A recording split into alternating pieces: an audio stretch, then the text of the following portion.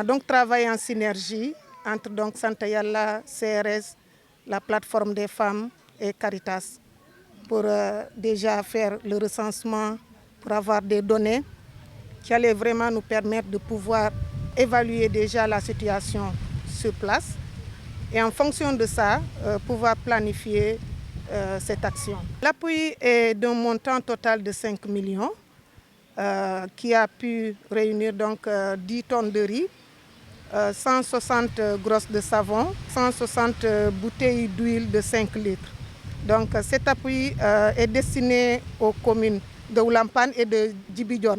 Donc l'appui a été fait en fonction de nos propres moyens, raison pour laquelle nous savons que c'est très peu, mais nos souhaits, c'est que ça puisse vraiment alléger les difficultés de ces populations bénéficiaires. Nous lançons un appel à toutes les parties prenantes, déjà premièrement l'État du Sénégal, également les organismes internationaux et les bienfaiteurs, d'autant plus que, comme je le disais tantôt, c'est un devoir pour tout individu de venir en aide à son prochain qui se trouve dans des difficultés. J'ai un sentiment de satisfaction et de fierté à l'égard des organismes qui sont venus marquer leur soutien à l'égard des personnes déplacées. Depuis le déclenchement des opérations de sécurisation de l'armée sénégalaise dans le Nord Xinjiang, nous avons fait un travail de recensement.